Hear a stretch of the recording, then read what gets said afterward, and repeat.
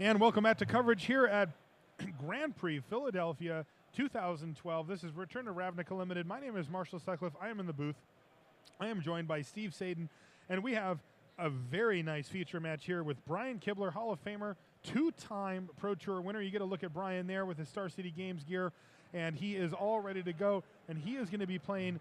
Oh, we see some other great players on the side. There's Thomas Holtzinger there playing against Luis Scott Vargas, but our feature match here, we have Stream Team member Cedric Phillips with a very furry, large dog on his head. He looks serious, but that dog looks like it's not as serious. Now, a lot of you guys may know Cedric from his stream. He streams very actively. He just played at Pro Tour Return to Ravnica, as did Brian Kibler. And Cedric was streaming the deck that he played the whole time as he developed it with his Stream Team compadre. Actually, he's got quite a few now. I think they've added a few, but Michael Jacob is the main one.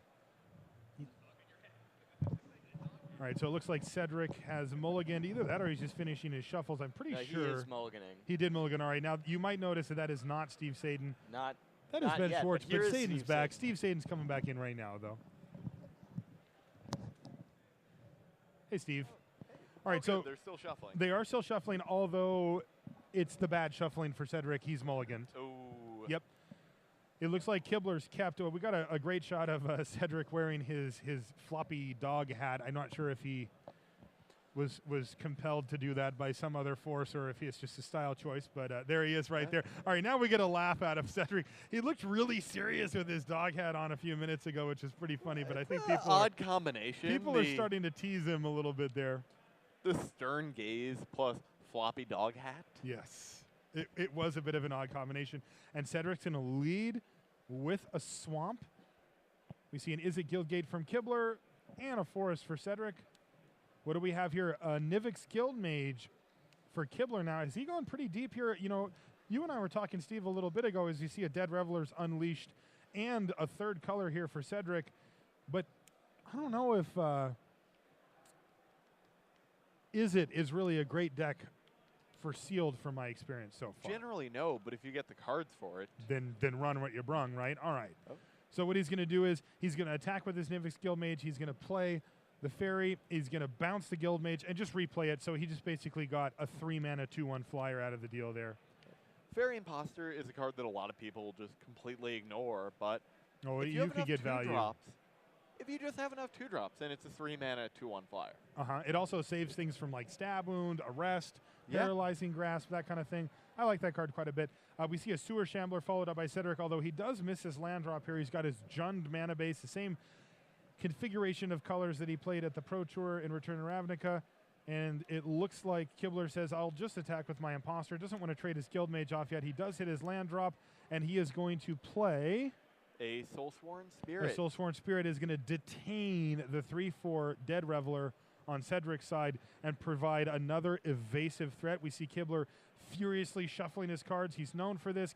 Cedric does hit his fourth land, that is a Nexter Swamp, and he is going to play out a Towering Indrik. That is going to take care of the Fairy Imposter, at least for the time being. But Soulsworn Spirit is completely unblockable. That's right. So Kibler will still be able to get him with that. All right, so Kibler is contemplating his play here. He's got 4 lands in play. He still has a land drop this turn if he does have another land in hand. Nobody knows how he can actually read cards looking at them that quickly, but he can. He's a special guy, that Brian Kibler. And all right, he's going to get in there for 2 and plan out. I see a Rune Wing in his hand, plus I believe a couple looks like Annihilating an Fire Fire, and Explosive Impact. Yeah, I think that's what I'm seeing as well. The rest of the cards will remain a mystery for the time being. And he also does have the Nivix Guildmage. Now remember, the Guildmage has 2 abilities. The first one is 1 blue-red loot, draw a card, and then discard a card. The other one is 2 blue-red, copy target instant or sorcery spell you control. You can choose new copies for the. You can choose new targets for the copy. So what is Kibler going to do? I think he's just shipped the turn back already, right? Yeah, he has just shipped the turn back. And it looks like Cedric says, sure, let's battle with everybody.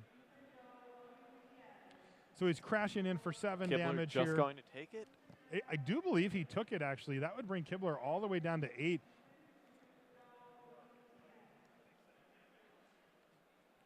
Kibler is representing Essence Backlash right now, and this is a card that Cedric Phillips is certainly going to be thinking about. as he plans out what he wants to do. It looks like he's just going to be content to say go. He doesn't want to give Kibler the chance. So on end step, though, Kibler is going to get a chance to do a little looting. He did not hit his land drop last turn, so he might be digging for a land. Looks like an Asperia Skywatch is going to hit the bin. He's still 2 full mana away from being able to do that, so he just says, you know what, we're going to abandon that plan and try to dig to some mana or something I can do. I just see he just drew a cancel. Which is not good here at all. It is not good at all. Now, we were talking about this earlier, Steve. Why is cancel not good here? Kibler's so far behind. Yeah. He doesn't have that time that he needs. If he leaves up, if he goes another turn without casting a spell, just in so much trouble. He's he can play a basically Lobber dead, Crew yeah. that he can use to block the Dead Reveler. So Cedric attacks with everything, assuming he doesn't have any tricks or removal spells. Kibler can put his 0-4 in front of his opponent's 3-4. His 2-2 in front of Cedric's 2-1, and just take 2 from the Towering Indrik. Right. Falling to 6. Not that bad.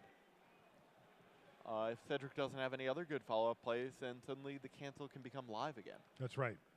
All right, so Cedric does what he does best. He turns his guy sideways. He jams everybody in, and we see block, Sewer Shambler, and the Nivix Guild Mage are going to trade, and he's going to take 2 from the Towering Indrik.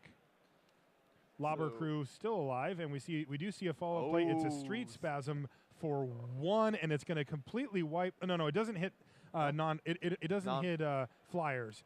So that should have cost 1 more mana. Why? Because it's RR.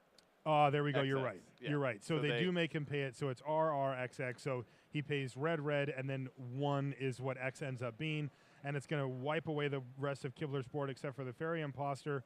And right now, Cedric Phillips, despite the mulligan, is looking like he's in pretty good shape. So Kibler does indeed have the Essence Backlash that he was representing earlier. He's also got the Cancel and, I believe, Annihilating Fire. Which does nothing against here. Cedric's 3-4s. Nope. If Kibler can survive the turn, he may be able to burn Cedric out with his Annihilating Fire and his Explosive And you see Impact. this. So that's the plan here. He is going to attack. He's going to end step. He's going to be forced. All right, now he could play a Rune Wing here if he wanted. He does. I think he has to. That's going to draw. That's a reasonable play here because it's going to get to chump block and save 3 damage and draw a card. Unless it gets Dreadboard. No. Ultimate Price comes in. We're going to see a Scavenge on your guy, and that is enough for lethal. So Kibler bites the dust here. It just seemed like he was ahead for a while. But Cedric just played 3 creatures, and it turns out they were better than the creatures that Kibler had. Sure, and Kibler took that turn off. Yes. Midway through the game. And that was it. He fell too far behind in the race from that point. Mm-hmm. So Cedric only played 3 creatures, but they were hitting harder than Kibler's. Yep. For those of you just joining us here at Grand Prix Philadelphia, I'm Marshall Sutcliffe. This is Steve Sadin with me in the booth, and we're watching a feature match with a very happy Brian Kibler, even though he just lost that first game to the 1 mulligan Cedric Phillips. As you see here in his serious gear, he's got his dog hat on plus the Stream Team shirt. It looks like him and Kibler are having some witty banter back and forth while the judge listens on. We have another match going alongside them. It's Luis Scott Vargas versus Tomas Holtzinger. This looks like a Pro Tour lineup here. Everybody at this table was at Pro Tour Return to Ravnica. Sure. Holtzinger lives in Europe, but he was already in America for the Pro Tour and Grand Prix San Jose before it. Yep. Made another little pit stop on his way back home. Hey, why not? You get to play a little Return to Ravnica sealed, right? I mean, what's not to love here? Sure. He's been playing Return to Ravnica Limited for the last 2 weeks. Yeah, probably pretty up on the format. He's got to be very. I mean, and remember, the Grand Prix was the first day was sealed. Now it wasn't regular sealed, but still he was dealing with sealed pools and these cards, and then two of the sections of the Pro Tour were drafts. So he's definitely should be looking pretty good as far as that goes. Oh, I just got a tweet. Apparently, the Cedric's dog's name is Rufus, and he wears it when he streams. All right, that is Rufus the stream dog there for Cedric. And it looks like Rufus made the trip all the way out here to the East Coast from Seattle, where Cedric lives. It also happens to be where I live. Rufus is cheering Cedric on. I just like it when Cedric gets very serious and he's got Rufus sitting there on top of his head. What? All right. You're sitting down to Okay. play a match. Uh-huh. You're 4-0 at a Grand Prix. Your deck's pretty good. You're feeling pretty good. Your opponent has a stern look on his face. He's staring you down. And he has a floppy dog sitting on his Named head. Rufus, yeah. I also just How got a do you- tweet from my buddy James back home. He says the dog's name is Rufus. He's a better player than Cedric by far. Oh. Yeah, so I don't know if we're going to get maybe a That's- judge ruling on some collusion here if Rufus whispers. As Rich Hagon would say, that's rough. Oh, my, wow. You know, I just spent 3 days in the booth with Rich, and I thought, all right, I get Saden now. No more puns. No more fun stuff. It's going to be all technical, analytical stuff, and now I get the that's rough from Steve Saden. Rich Hagen's influence felt wide and far. All right, players are shuffling up for game 2. Cedric was able to beat down Kibler in the first game on the back of just kind of 3 mediocre creatures. There wasn't anything impressive really about Cedric's board. So now, if Kibler had used his Annihilating Fire to kill off Cedric's 2-1 Sewer Shambler, then the race would have been pretty different. That's right. I think that Kibler, you know, I think he kind of had his eyes on the fact that he was the one who was going to win first in the race thanks to the burn spells in his hand, but it didn't quite come together for him. All right. Now, am I seeing this correctly? Is Kibler on the draw here? Yeah, he is. Okay, so Wow. Kibler's elected to draw in this. And he's playing And he's playing a totally completely deck. different deck, so he's really throwing a curveball to Cedric here. He leads with the Concordia Pegasus. Now, Cedric says, sure, you can have a Concordia Pegasus because that thing doesn't block a Stonefair Crocodile. And boom, Kibler follows up with a Centaur Healer. Now, this is a Selesnya deck. Looks much different than the Izzet deck that he led off with. And this is also... way better suited against a deck Yes. full of. I see 2/4 and another Centaur 3/4. Healer in Kibler's hand as well, which is just Oh, gonna but take Towering over. Indrik currently has the ability to block any of Kibler's creatures and live, Okay. unless Kibler has a trick. So Rufus attacks with his Stonefair Crocodile. Huh. All right. And it looks like he's gotten in there for Pre-combat. damage. Kibler's playing a Gate Creeper Vine. What is he going to get? He's going to get a Rakdos, an Azorius Guild No Gate attack.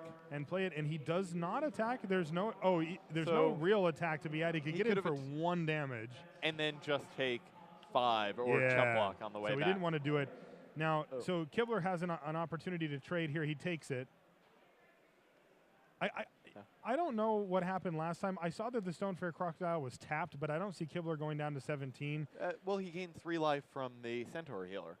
Oh, right. So he was already He was up at to 23, and the hit knocked him down to Okay, 20. good. Thanks for the reminder there. And I do see a blue card hiding away. I believe it's an inaction injunction in Kibler's hand, although it takes the eyes of a hawk to see a card in Kibler's hand. That is a Tristani right there. Ooh. Wow. You got to kind of wonder why he didn't lead with this deck. This thing's sweet.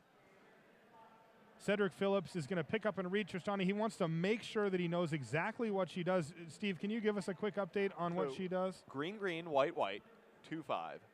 Whenever another creature enters the battlefield under your control, you gain life equal to that creature's toughness. So, and green, white, 1 tap, populate. All right, so a very powerful card, especially against a deck. Now, Cedric's is interesting. I got a chance to take a look at his deck list. I don't want to give away exactly what he has this early in the tournament, just, you know, to keep, just so that, just for his sake. But if he does get a chance to play it, I will say, you know, he does actually have a long game as well. We saw him be pretty aggressive in game 1, but he has plans to go very long if he needs to, and he's got a few ways to get him there as well. All right, second Centaur Healer. That's going to gain him 6 life when it enters the battlefield. This game could go very long, as Kibler still doesn't have any attacks. He's facing down, is that a Krasna Monitor and just the Towering Indrik still? So Cedric knows that he can't win any race as long as the Tristani's on the board. But All right, the first Catacomb of, I'm going to spoil this here. the first of 2 catacomb slugs in Cedric's deck. That was the card I was talking about. I've never actually played one, and I hope never to, but he said, you know what? This deck actually wants this type of card, and I kind of agree with him. All right. Oh, so it looks like there was a little bit of overlap. The Soulsworn Spirit is in both decks. It comes down. It's going to take out the Towering Indrik for a turn. That's going to allow Kibler to get in for a damage point. It's also going to put a clock up, though. Right. Cedric has a lot of good blockers. None of that matters if your opponent has a 2/1 unblockable creature. Right. Fortunately for Cedric, Kibler doesn't have any tokens to populate yet. That's right. If he ever gets his hand on one, though, things could get out of hand very quickly thanks to Tristani.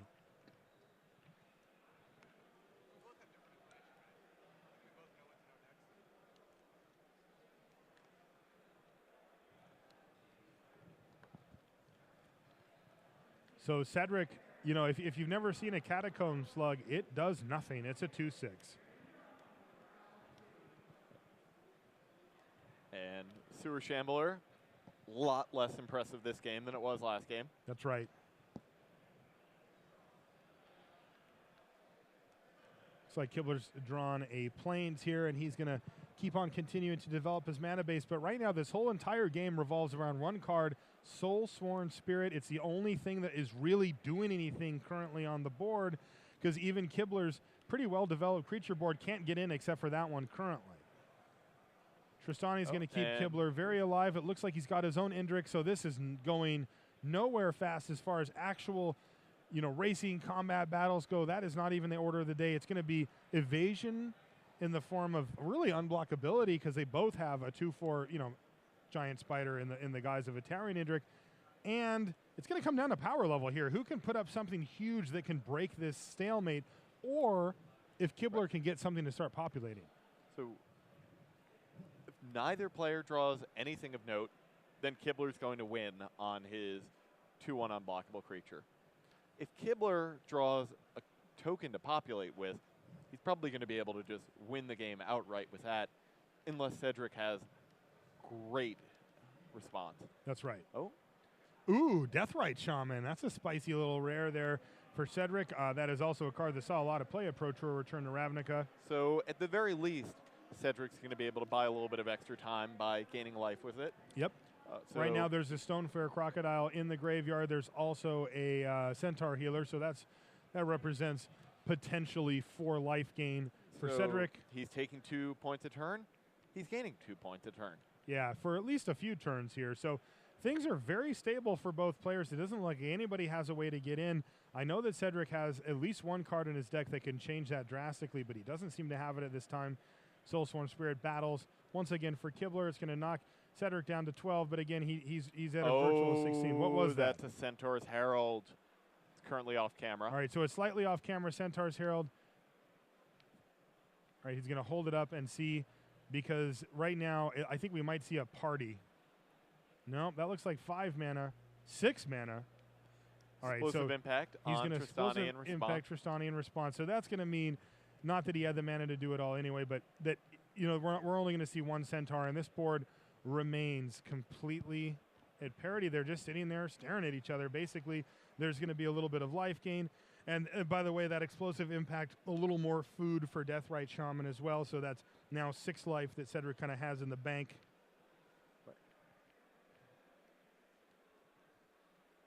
But now, Cedric still needs to find a permanent answer to that Soulsworn Spirit, or it's just going to keep hacking away at his life total. Yeah, I mean, it is the most important card on the table at this moment. It's really the only card that matters.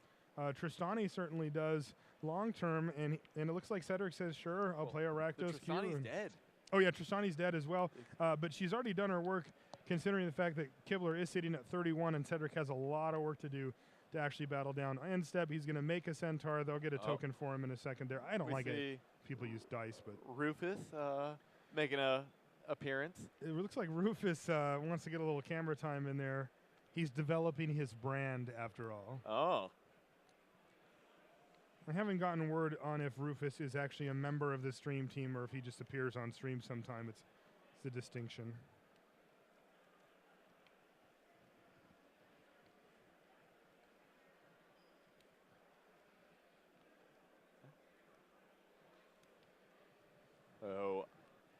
can't imagine that Cedric has any good attacks yet. He does, He does not. not.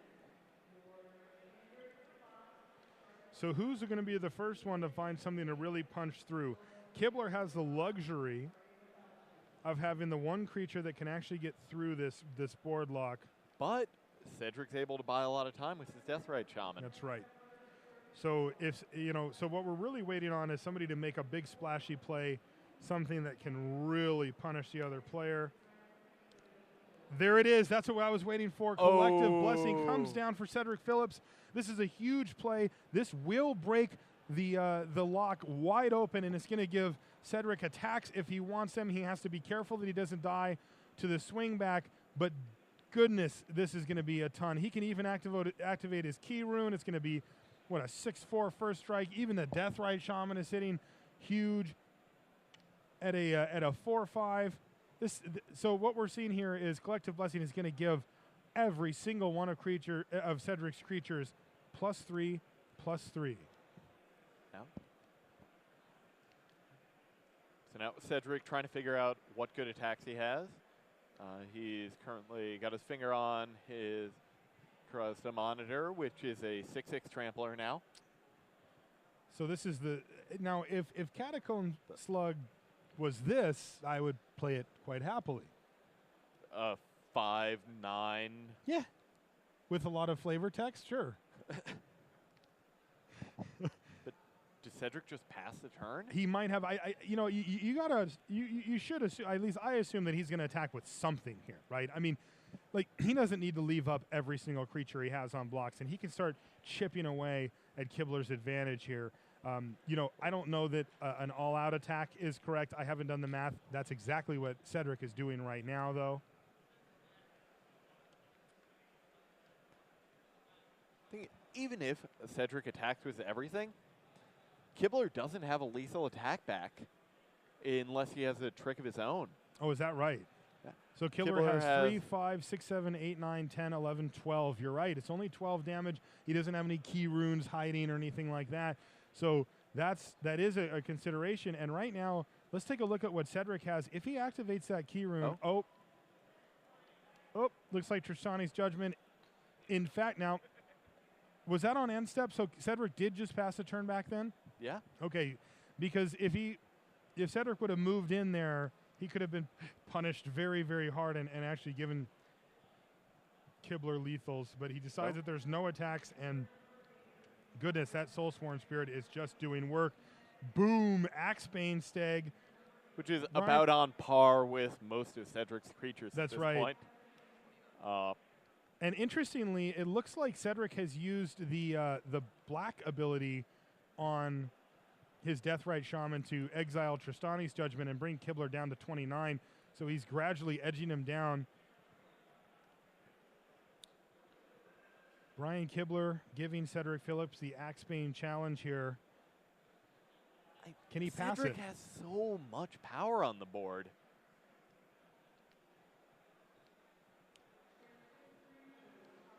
It's strange to I'm think surprised that he he can't didn't have a good attack. attack here. It seemed like he could attack with something there. So if he had attacked with one creature, Mm-hmm. then Kibler could have Tristani's Judgmented just that creature. Okay, and that's fair, but that's certainly not a reason not to attack, right? Arrest on the Axebane Stag. Mythic Uncommon Arrest is going to come in, and now it seems like Cedric's had enough waiting around.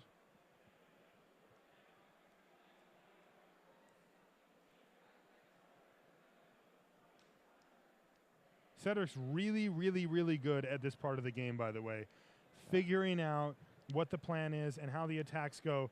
And I actually learned this from him. He's verbalizing and just saying, this is what's going to happen. You're going to block here. I'm going to take this. I don't want to die to the crackback. I used to think that I needed to be in, kind of they can't read me mode. But it actually helps me to think things through, to verbalize like that. And I think that that's what he's doing here. Sure.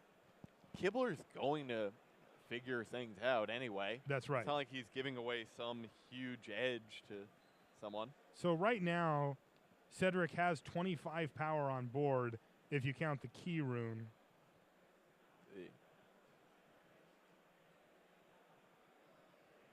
Actually, I think he has even more. I think he's actually got 30 power on board.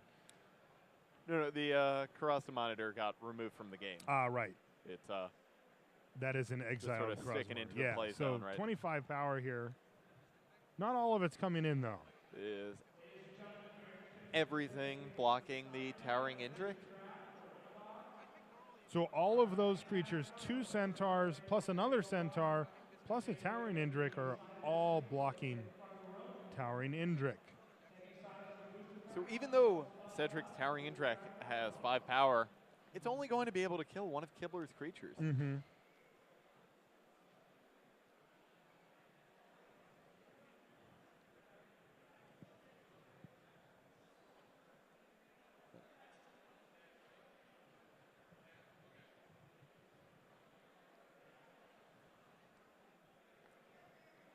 Cedric just kills off a Centaur token, and So is Kibler taking 10 here Kibler then? took 10, fell to 19. All right, that's interesting because now Kibler's starting to get it back into reasonably beatable life gain territory or life Collective territory. Blessing helps you do that. It certainly does, and Cedric can start applying pressure in chunks here. And In the meantime, he says, "Get in there for 3." And he plays a Loxodon Smiter. That's a 4/4 as it sits on the board. It's got other text in regards to can't be countered, and if somebody makes you discard it, you get to play it for free. But as it sits on the board, it's just a 4/4 vanilla creature. so now Cedric has to figure out if he's going to gain life or nug Kibler for 2, making him lose 2 life. And this is an important decision because sometimes you need to go gain life, and you certainly don't want to have missed that first one. Cedric did indeed decide to gain 2 life. So Kibler was able to attack in for 3. Cedric just gained 2. Mm-hmm. That's most of the work right there. Is that Augur Spree took out Kibler's 4/4. Now Cedric has, what did we decide? 5, 10. Well, that's 5, 3. 10, 16 right there. So that's not quite lethal this turn, but it's getting like, close. Looks like Cedric's still keeping back his Deathrite Shaman. It can block and gain him 2 life, so it can gain him like 5 life or something like that. Also, it's just huge. Right. It's a 4/5. Right. 4/5s And generally pretty good blockers. Kibler has 11 power at his disposal. So even if he has a way to take out the Deathrite Shaman, Cedric can gain 2 life and live another turn, unless Kibler has an additional trick on top of a removal spell or a bounce spell. So Kibler puts his Gatecreeper Vine in front of the Key Rune. That's just Triple a chump block. blocks the Sewer Shambler. Now, is that the one that you'd want to triple block? I mean, I guess he doesn't have enough to kill the other guy. Can't kill either. He can't kill the Slug. So you might as well kill something.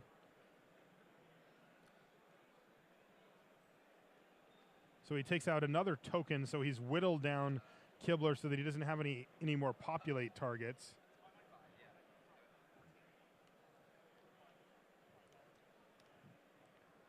All right, so there's haymakers being thrown back and forth. Kibler is desperately trying to hang on to the lead that he gained from the Soulsworn Spirit with the Stormfront, if that was a Stormfront Pegasus, I'd be real happy, but that's a Concordia Pegasus, unfortunately.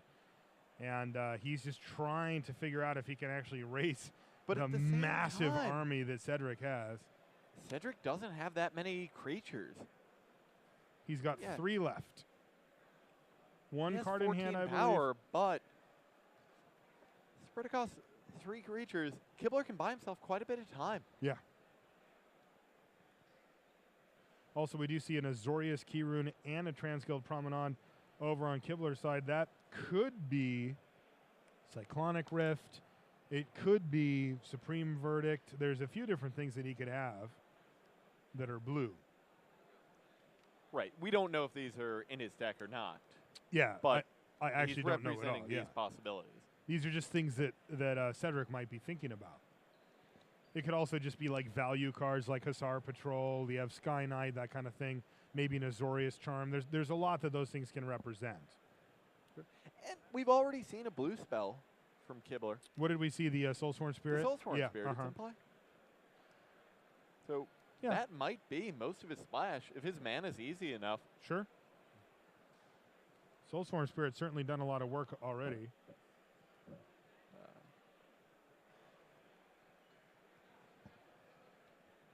Cedric on 10. He has enough damage for a would-be lethal attack this turn.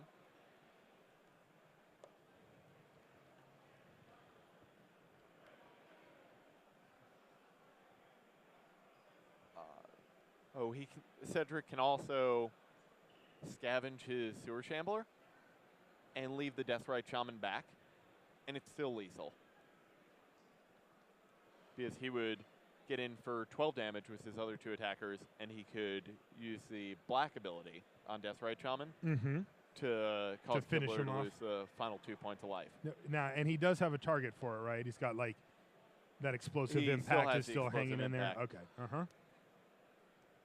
No, Catacomb Cedric just Slug. attacks for 5. Beat downs. Just for 5. Yeah, just for 5 with his Just slug. 5.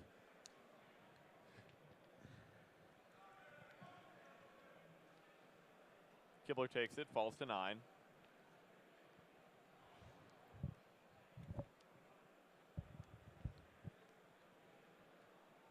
That Deathrite Shaman has It's been just so doing important for tons Cedric. of work.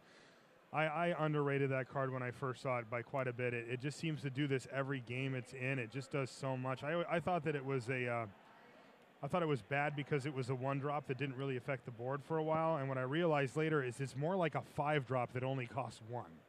Card is really good. There are not a ton of cards that I would take over Deathrite Shaman in a No, draft. at this point for me, not either. But when I first saw it, I was like, I was wrong. Cedric decides to gain 2 life. Okay. Now, Kibler isn't getting anywhere. He's attacking for 2 points of unblockable damage, and then Cedric just gains 2 life. And then he has some huge attack the next turn. Things just keep getting worse and worse for Kibler. Oh, I didn't see what and that was. that was a Mind Rot. Kibler has no cards in his hand. How many cards did he have? Did he have 1 or 2? He had 2. Okay, and we don't get to see what he discarded because they're kind of off camera there. Looked like they were lands. Okay, that would make sense. There's not a If whole he lot had that he a could be relevant holding. instant, he would have cast it in response. Could have had a relevant sorcery, I suppose. True. But figure he would have done it. Cedric doing some more math, trying to figure out if he can attack with everything. Again, Cedric's very methodical when it comes to this stage of the game. He knows how to figure this out. It takes him a little bit of time to make sure that everything's set up, but he will almost always make the right decision from when I've played against him and from when I've watched him play. He's very, very good at this part of the game. This is something that I'm looking at getting better at. I feel like I have a good chunk, but I think a lot of us could get better than we are at this. And it looks like he is now alpha striking here after the Sewer Shambler put some counters on his Deathrite Shaman. So Cedric did that to make sure that Kibler would have to block 2 of his creatures. I see. Now, he is attacking with the Deathrite Shaman. So that Deathrite Shaman is not going to be activated this turn for its special ability. Instead, he just must simply beat down.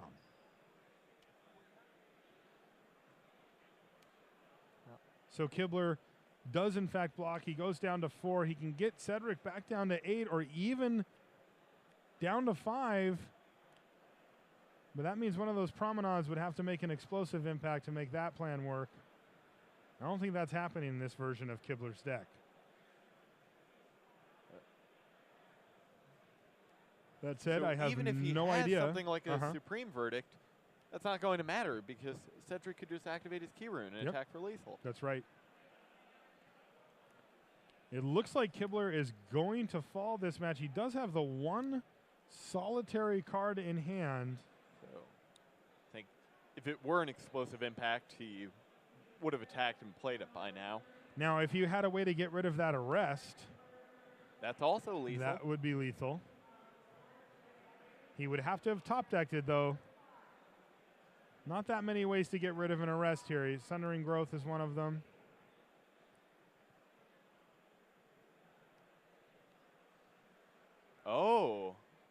right, that was good. That's a New new Prov Guildmage, that's interesting. He does have enough mana to detain something. And he can give something flying next turn if it comes to that. Actually, I think he's got enough mana to do both. Yeah. So he can get in there for 3, although he doesn't even need to do flying this turn anyway, right? So But he it can doesn't- battle. Sure, but he has to block all 3 of Cedric's creatures. That is true. So what he's going to do is he's going to detain 1 and block the other 2. He just passes the turn back. He did not attack at all. But also, just 2 activations from the Deathrite Shaman. That's Kibler's right. dead. That's right. And we also see that Cedric has those activations stowed away in his own graveyard with the Explosive Impact and the Mind Rot. So Kibler drew a really good card that might buy him another turn, but he still has to find something great if he's going to get out of this.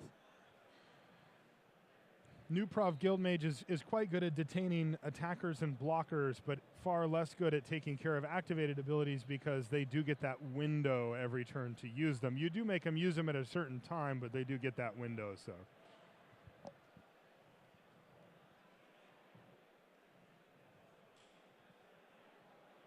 right.